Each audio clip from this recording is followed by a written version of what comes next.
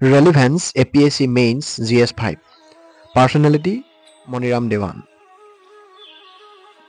মণিৰাম দত্ত বৰুৱা মণিৰাম দেৱান নামেৰেও পৰিচিত ব্ৰিটিছ ভাৰতৰ যুগত এজন বিশিষ্ট অসমীয়া সম্ভ্ৰান্ত ব্যক্তি ব্ৰিটিছ ইষ্ট ইণ্ডিয়া কোম্পানীৰে আৰম্ভণিৰ কেৰিয়াৰ আৰু সম্পৰ্ক কৰ্মজীৱনৰ প্ৰথম বছৰবোৰত মণিৰাম ডেভিড স্কটৰ অধীনত ব্ৰিটিছ ইষ্ট ইণ্ডিয়া কোম্পানী প্ৰশাসনৰ নিষ্ঠাবান সহযোগী হৈ পৰে 1828 চনত 22 বছৰ বয়সত তেওঁ ডেভিড স্কটৰ ডেপুটি কেপ্টেইন জন ব্ৰায়ান নিউফভিলৰ অধীনত ৰংপুৰৰ তহচিলদাৰ আৰু চেৰিষ্টাদাৰ হিচাপে নিযুক্তি লাভ কৰে অসম ৰয়েলটিৰ সৈতে সংগতি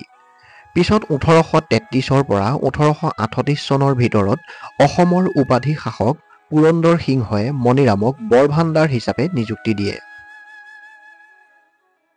বিশ্বৰ আগত অসমৰ চাহৰ পৰিচয় চিংফু লোকে খেতি কৰা চাহৰ বিষয়ে ইংৰাজক অৱগত কৰি অসম চাহক বিশ্বৰ আগত পৰিচয় কৰাই দিয়াত মণিৰামে গুৰুত্বপূৰ্ণ ভূমিকা পালন কৰিছিল 1820 চনৰ আৰম্ভণিতে তেওঁ মেজৰ ৰবাৰ্ট ব্ৰুচ আৰু চাৰ্লছ আলেকজেণ্ডাৰ ব্ৰুচক স্থানীয় চিংফুৰ মুৰব্বী বেচা গৌমৰ ওচৰলৈ নিৰ্দেশ দি অসম চাহৰ খেতিৰ সূচনা কৰে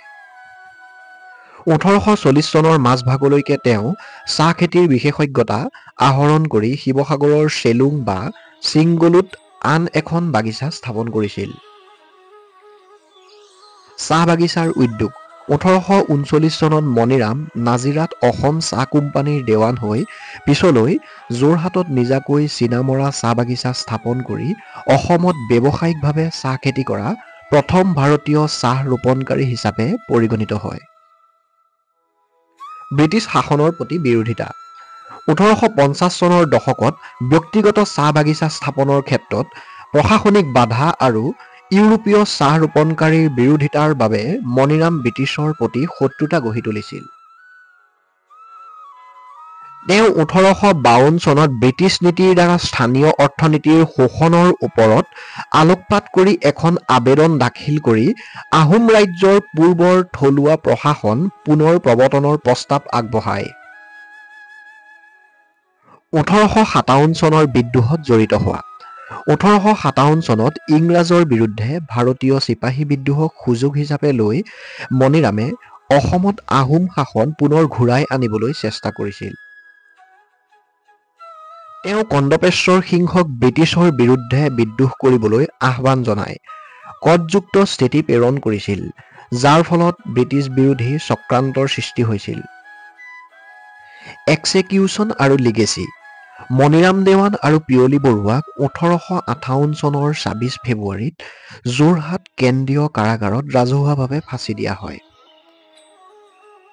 মণিৰামৰ মৃত্যুত অসমত ব্যাপক শোক প্ৰকাশ কৰাৰ লগতে তেওঁৰ চাহ বাগিচাসমূহ জৰ্জ উইলিয়ামছনৰ হাতত নিলাম কৰা হয় তেওঁৰ স্মৃতিত মণিৰাম দেৱানৰ গীত নামেৰে পৰিচিত লোকগীত ৰচনা কৰা হয়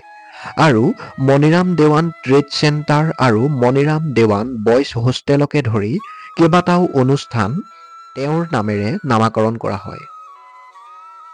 2012 চনত পৰিকল্পনা আয়োগৰ উপ অধ্যক্ষ মন্টেক সিং আহলুৱালিয়াই মণিৰাম দেৱানৰ 212 সংখ্যক জন্ম জয়ন্তীৰ সন্মানত চাহক ভাৰতৰ ৰাষ্ট্ৰীয় পানীয় হিচাপে ঘোষণা কৰাৰ পৰিকল্পনা ঘোষণা কৰিছিল